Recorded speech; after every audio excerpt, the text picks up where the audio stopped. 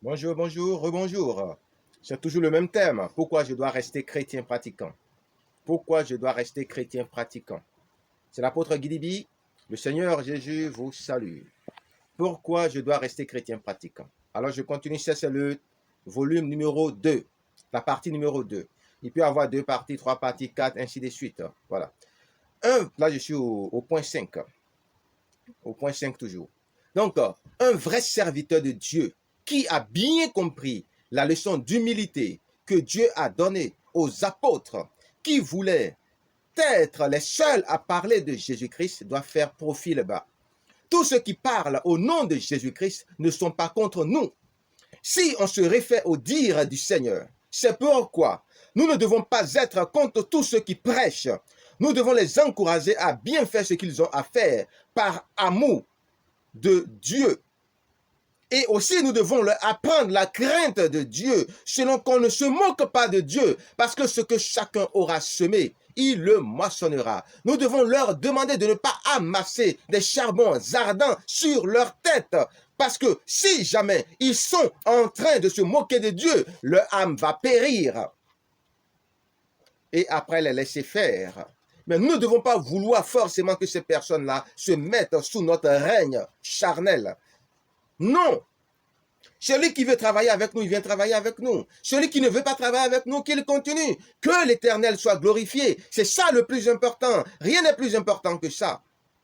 Puisque si c'est vraiment vous qui êtes la référence selon Dieu, ça veut dire que tout ce qu'ils sont en train de faire, ils le font pour vous en réalité. C'est pourquoi vous devez les encourager à continuer. Mais pas les décourager.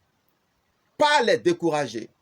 Jamais décourager quiconque œuvre pour le Seigneur, mais conseiller la personne pour que la personne puisse bien faire ce qu'elle a à faire au nom de Jésus-Christ. C'est pourquoi nous ne devons pas être contre tous ceux qui prêchent. Nous devons les encourager à bien faire ce qu'ils ont à faire, par amour, bien sûr. Voilà, tout le monde doit être encouragé à servir Dieu du mieux qu'il peut et selon la grâce que Dieu a donnée à chacun. Ne décourageons pas les gens qui veulent servir Dieu. Conseillons-les de bien faire ce qu'ils ont à faire. Que celui qui prêche, que celui qui pêche, pêche encore. Et que celui qui se sanctifie encore. Nous devons bien leur montrer la gravité de l'œuvre dans laquelle ils sont en train d'entrer, afin qu'ils sachent ce qu'ils ont à faire. Est-ce que vous voyez? Que celui qui pêche, pêche encore. Et que celui qui se sanctifie encore. Et ça, c'est le Seigneur Jésus-Christ lui-même qui le dit, tantôt d'une manière, tantôt d'une autre. Pour ne pas avoir à regretter, dire, j'ai rien fait, j'ai même juste fait un peu seulement. Non, si tu veux bien faire, fais bien. Si tu ne veux pas bien faire, continue. Mais sache que quand l'heure des comptes viendra, tu seras verbalisé et lourdement que tu as fait un peu ou pas. Sachez-le. Concentrons-nous sur l'œuvre que Dieu nous a donné de faire. Faisons attention aux distractions, aux diversions. Le Seigneur Jésus-Christ laissait faire ceux qui œuvraient en son nom. C'est ainsi qu'il a ordonné à quiconque travaille pour lui de laisser faire quiconque travaille en son nom. Quiconque ne respecte pas cet ordre, cet impératif du Seigneur Jésus-Christ de Nazareth est indigne de travailler pour Jésus. C'est de la méchanceté. Je vous dis bien, c'est de la méchanceté. Oui, pourquoi je dois rester chrétien pratiquant et non autre chose qu'être chrétien pratiquant? Ce n'est pas pourquoi je suis devenu chrétien, non, je suis déjà chrétien, mais pourquoi je dois rester? Et ceux qui ne sont pas encore devenus chrétiens, en écoutant le pourquoi je dois rester chrétien, ils comprendront qu'il n'y a rien de mieux qu'être chrétien. Parce que ceux qui sont chrétiens, voilà ce qu'ils disent, des raisons pour lesquelles il faut rester chrétien. Je ne dirai pas que mes raisons sont inattaquables, parce que ce serait présomptueux de ma part. Mais en tout cas, ce sont, selon moi, les raisons qui sont suffisantes pour rester chrétien et non autre chose, et non adepte d'autres religions confondues. Oui, le point 6, nous devons encourager les gens à devenir des disciples de Jésus-Christ et non nos disciples. Nous devons encourager les gens à devenir des disciples de Jésus-Christ de Nazareth et non nos disciples. Faisons très attention à ce point-là. Parce que la plupart des serviteurs de Dieu font en sorte que les gens deviennent leurs disciples, au lieu de faire des disciples de Jésus-Christ de Nazareth. C'est une abomination. Faites attention à ce point. On fait des disciples pour Jésus-Christ et non des disciples pour nous. Est-ce que vous comprenez? On fait des disciples pour Jésus-Christ et non des disciples pour nous. Orgueilleux que nous sommes, qui nous délivrera? Oui, quand bien même Dieu nous donne à nous, ces bergers des brebis, nous devons comprendre que le Seigneur Jésus-Christ nous soumet à ces brebis, afin que ces brebis et nous venions à notre tour nous soumettre à lui, Jésus-Christ de Nazareth. Celui qui se soumet directement au Seigneur Jésus-Christ a eu une grâce profonde et c'est tout. Rien d'autre. Nous ne devons point le blâmer pour cela. C'est la moralité de l'histoire entre les apôtres et les non-apôtres qui œuvraient au nom de Jésus-Christ de Nazareth. Le plus important, c'est d'œuvrer pour le Seigneur directement ou indirectement, avec un couvert ou sous couvert, ou sans couvert. Beaucoup de serviteurs sont imbus d'eux-mêmes. Qui sommes-nous pour imposer au Seigneur d'œuvrer selon nos désirs et volontés orgueilleux? Quiconque sert Jésus-Christ honorablement ne sera pas puni pour ça. Quiconque se paie sur le dos des brebis du Seigneur Jésus-Christ sera puni pour ça. Point 7. Pourquoi maudire des serviteurs? Parce qu'ils veulent que le Seigneur Jésus-Christ règne sur eux directement. Ils n'ont pas dit qu'ils veulent que Dieu le Père règne sur eux directement. Ils n'ont pas dit qu'ils veulent être des témoins de Dieu le Père. Ils disent qu'ils sont des témoins de Jésus-Christ, des disciples de Jésus-Christ, et que Jésus-Christ est leur régent, leur Seigneur, leur roi. Le problème est où? C'est ceux qui veulent court-circuiter Jésus-Christ pour aller directement à Dieu le Père, qui sont un problème pour Dieu le Père et pour Jésus-Christ, et qui devraient être pour nous aussi un problème. Mais ceux qui viennent à Jésus-Christ sont dans la volonté de Dieu le Père, parce que le Père dit, venez à Jésus-Christ, vous qui êtes fatigués et chargés, et moi, Dieu le Père, je vous donnerai du repos. Il faudrait que nous fassions très attention quand Jésus-Christ est en train de parler, que nous arrivions à faire la différence entre ce que le Père qui vit en lui dit et ce que lui-même il dit. Ce que je dis, ce n'est pas moi qui le dis, c'est le Père qui vit en moi qui le dit. Ce que je fais, ce n'est pas moi qui le fais, c'est le Père qui vit en moi qui le fait. Faites très attention quand Jésus-Christ parle, pour savoir qui parle, le Père ou Jésus-Christ lui-même. C'est très important.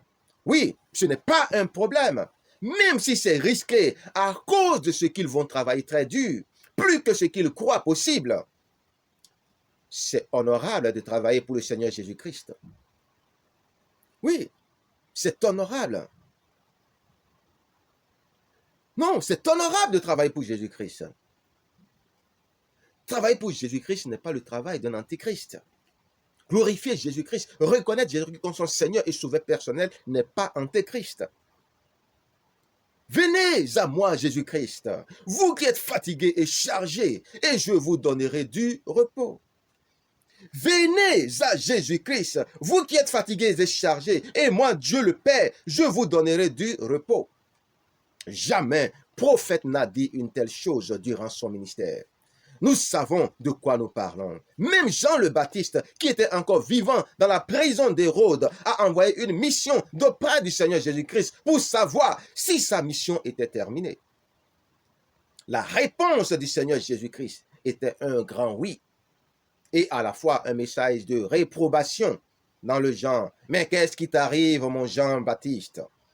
Est-ce la peur de la mort qui te fait rétrograder au point de ne plus pouvoir lire les signes des temps? Je pense que Jean le Baptiste a bien reçu le message, puisqu'à la fin, il a fait le choix de diminuer afin de permettre au Seigneur Jésus de croître. Oui, il a fait le choix de diminuer jusqu'à accepter la mort pour laisser son Seigneur croître. Le Seigneur Jésus-Christ a toujours laissé les gens l'appeler de tous les noms qui les plaisent. L'Éternel est tolérant dans nos temps d'ignorance.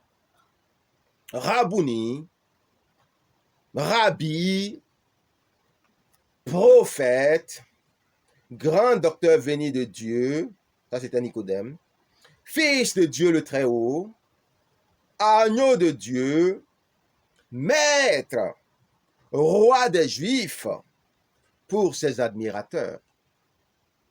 Jésus, fils de David, pour les Bartimée. Le Seigneur Jésus-Christ se regarde lui-même comme plus grand que Salomon.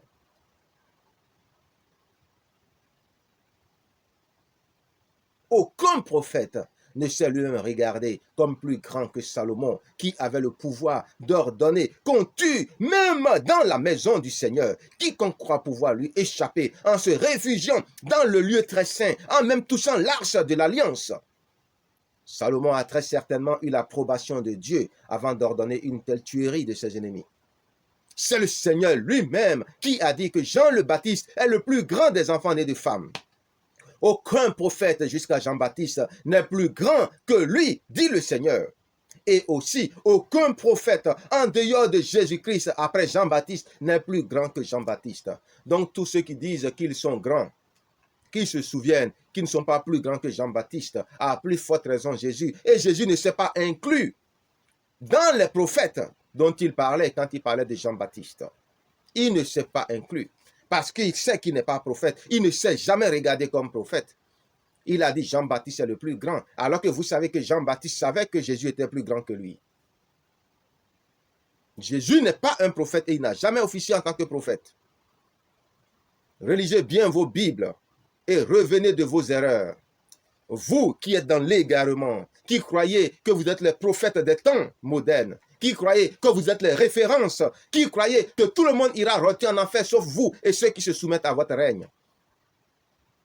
Revenez de vos erreurs. Il n'est pas trop tard. Il n'est pas trop tard. Revenez de vos erreurs.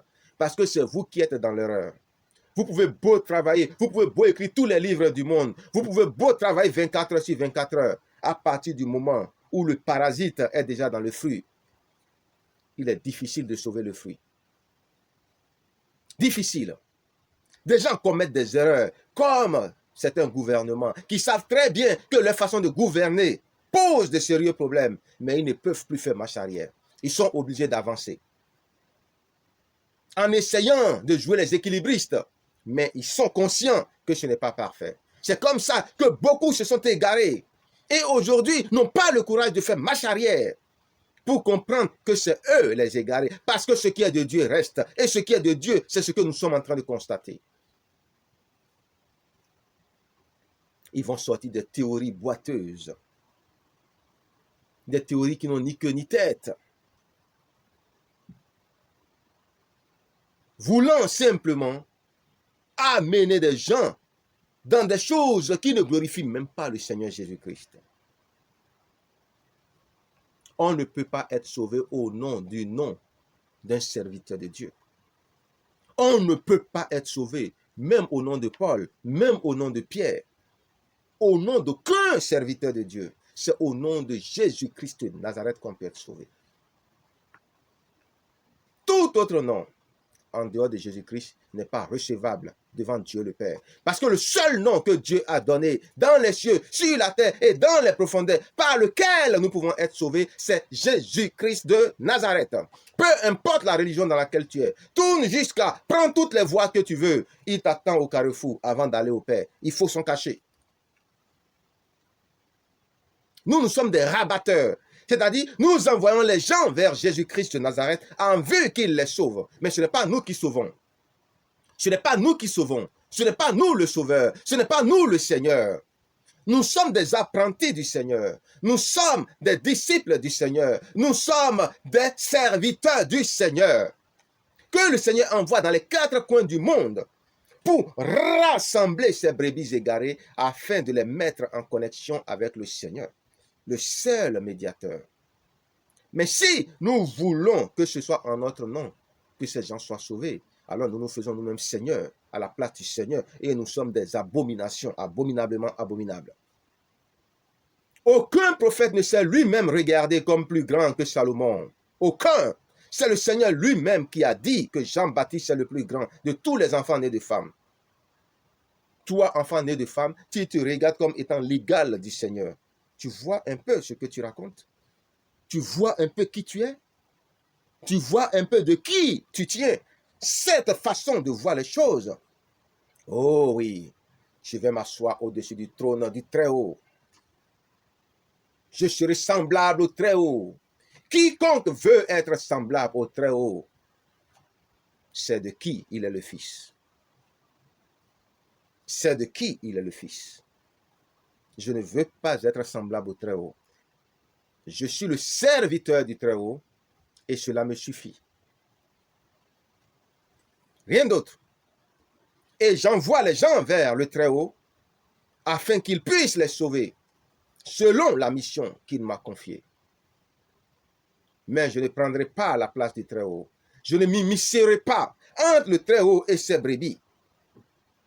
Je ferai en sorte qu'il y ait une connexion entre le Très-Haut et ses brebis, afin que le Très-Haut et ses brebis puissent faire ce qu'ils ont à faire. Je suis un réconciliateur entre le Très-Haut et ses brebis par la volonté du Très-Haut. Rien d'autre. Rien d'autre. Et aussi, aucun prophète en dehors de Jésus-Christ après Jean-Baptiste n'est plus grand que Jean-Baptiste. Si vous n'êtes pas prophète, serviteur de Dieu, ministre de Dieu en Jésus-Christ de Nazareth, vous êtes plus petit que Jean-Baptiste. Peu importe quand vous êtes né. Plus petit que Jean-Baptiste, peu importe quand vous êtes né. C'est le Seigneur Jésus-Christ qui l'a dit et il est la vérité. Il n'a pas dit je dis la vérité, il dit je suis la vérité. Il y a une sacrée différence entre je dis la vérité. Les prophètes disaient la vérité. Mais Jésus dit je suis la vérité. Il est plus que la prophétie. Il est la source de la prophétie. Et sur terre, il a dit je suis la vérité. Ce n'est pas au ciel qu'il a dit je suis la vérité. Faites très attention. Faites très attention.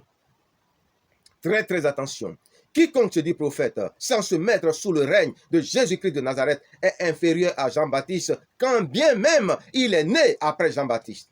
Les paroles que je dis, ce n'est pas moi qui les dis, c'est le Père qui vit en moi qui les dit. Les œuvres que j'accomplis, ce n'est pas moi qui les accomplis, c'est le Père qui vit en moi qui les accomplit, disait le Seigneur Jésus-Christ de Nazareth. Apprenez à distinguer la voix de Dieu le Père et les œuvres de Dieu le Père dans le Seigneur Jésus-Christ de Nazareth. Dieu a fini de parler. Point 8. Point 8. Aucun serviteur de Dieu, peu importe sa religion, n'est plus grand que Jean-Baptiste, le sceau des prophètes non chrétiens, dit le Seigneur Jésus-Christ. L'Éternel Dieu omniscient, qui sait toutes choses, dit qu'aucun prophète qui n'est pas en Christ n'est plus grand que Jean le Baptiste. Qui connaît l'avenir comme le Tout-Puissant? Qui est-ce qui connaît l'avenir comme le Tout-Puissant? Qui? Dites-le-moi. Et qu'il se mesure. Qui peut prévoir les choses futures comme le Tout-Puissant? Qui a le plus de préscience, de connaissance des événements à venir, de choses à venir comme le Tout-Puissant? Personne n'est plus prescient que l'Éternel Dieu. Nul n'a plus de préscience que l'Éternel Dieu tout glorieux. C'est uniquement notre Dieu qui sait toutes choses, qui fait de parfaites prédictions, en annonçant longtemps d'avance les choses à venir. Nul n'est plus fort que l'Éternel, notre Dieu et Père Tout-Puissant. Nul n'est plus à même de donner de prophéties parfaites comme l'Éternel, notre Dieu de gloire. Oui, c'est pour cela que Dieu demande aux croyants de fuir les divinations sous toutes les formes, même l'Urim Tumim des grands prêtres du temps de la loi étaient 100% sécurisés dans les moments où Dieu parlait encore par ce canal. En Christ, on n'en a plus besoin, puisque Christ est censé vivre en nous pour nous parler de l'intérieur. Je parle en effet de ceux qui ont le Saint-Esprit comme héritage. Je ne parle pas des enfants d'église, je parle des enfants de Dieu, c'est-à-dire toutes les personnes qui sont scellées de l'Esprit de Dieu en Christ. Pour ceux qui veulent comprendre tout ce que je suis en train de dire là maintenant, essayez de regarder mes autres prédications et vous comprendrez peut-être ce que vous n'avez pas compris dans ce que je suis en train de dire. Je le répète encore, aucun prêtre ou prophète non chrétien n'est plus grand que Jean le Baptiste, dit le Seigneur Jésus-Christ. En revanche, tous les vrais serviteurs de Dieu ou servantes de Dieu en Christ Jésus sont plus élevés en dignité que Jean le Baptiste, le plus grand de tous les prophètes non chrétiens, sans exception. Oui, depuis la création jusqu'à la fin des temps, quiconque sert Dieu en dehors de Jésus-Christ est inférieur à Jean le Baptiste, dit le Créateur, qui sait toutes choses. Pour enfoncer le clou, je confirme que le plus petit de tous les chrétiens qui ont reçu l'esprit d'adoption, le Saint-Esprit de Jésus-Christ, qu'on appelle Dieu le Père de tous les esprits, est plus grand que tous les prophètes non chrétiens et les autres serviteurs de Dieu non chrétiens, de tous les temps confondus, dit le Seigneur Jésus-Christ. Point 9. Pourquoi voulez-vous que j'aille dans une religion où je suis regardé comme un esclave? Alors, bien sûr, qu'il y a une autre religion prouvée où on peut devenir enfant de Dieu. Pourquoi voulez-vous que j'aille dans une religion où je suis regardé et je serai regardé comme un esclave, alors qu'il y a une religion prouvée où je peux devenir enfant de Dieu avec tous les droits et pouvoirs qui accompagnent ce statut d'enfant de Dieu? Cette religion, c'est le christianisme, la religion chrétienne. C'est la seule religion où d'esclaves on peut devenir enfant de Dieu, du Dieu vivant. Dieu n'est pas le Dieu des morts. Dieu est le Dieu des vivants. Et si Dieu est le Dieu d'Abraham, alors Abraham est vivant. Si Dieu est le Dieu d'Isaac, Isaac est vivant. Si Dieu est le Dieu de Jacob, Jacob est vivant. Si Dieu est mon Dieu, je suis vivant, quand bien même je serai mort. Oui, un bon businessman, un bon homme d'affaires, un bon commerçant avisé, un simple homme avisé sait qu'il vaut mieux être plutôt enfant qu'être esclave. Un bon homme d'affaires va préférer être enfant de Dieu plutôt que d'être esclave de Dieu. Surtout s'il a la possibilité de devenir enfant et que ça ne lui coûte rien du tout. Vous voyez? N'est pas chrétien qui veut. Un chrétien qui Dieu le Père de tous les esprits veut donner à Jésus-Christ de Nazareth. N'est pas chrétien qui veut, un chrétien, celui à qui Dieu le Père de tous les esprits donne de venir à Jésus-Christ de Nazareth. Nul ne peut venir ou appartenir à Jésus-Christ si Dieu le Père ne l'attire vers Jésus-Christ. Et Dieu le Père ne l'attire, on peut comprendre ça de plusieurs façons. Ici, premièrement, l'attraction se fait en deux phases. Il faut que vous soyez attiré par Dieu d'abord. Oui, il faut ensuite que l'attraction soit réciproque, c'est-à-dire que Dieu le Père vous attire parce que vous l'attirez. C'est ainsi que vous pouvez venir à Dieu en Christ. En langage simple, je vous dirai qu'il faut aimer Dieu et que Dieu aussi vous aime pour qu'il accepte de vous reconnaître comme son enfant. L'amour doit être partagé donc dans les deux sens du mot. Si l'amour est dans un seul sens, c'est-à-dire que Dieu vous aime, mais que vous n'aimez pas Dieu en vérité, vous pouvez être sauvé comme on sauve une paille du feu parce que vous avez au moins confessé Jésus-Christ. Quiconque croit que Jésus-Christ peut le sauver sera sauvé par sa foi. Il lui sera fait selon sa foi. L'inverse est aussi vrai. Quiconque ne croit pas que Jésus-Christ est le salut du monde, le sauveur donné à l'humanité, ne sera pas sauvé. C'est aussi simple comme l'eau à boire. Vous savez que Dieu sonde les cœurs et les reins. Oui, Dieu sonde le cœur et les reins. C'est pourquoi ça étonne beaucoup les décisions de Dieu. Certains se comportent comme des racailles, des voyous, pour des problèmes de réputation, alors qu'ils ont en vérité un bon cœur. Oui, ils ont en vérité un bon cœur. C'est pour toutes ces raisons, parmi tant d'autres, que Dieu regarde au cœur pour prendre ses décisions.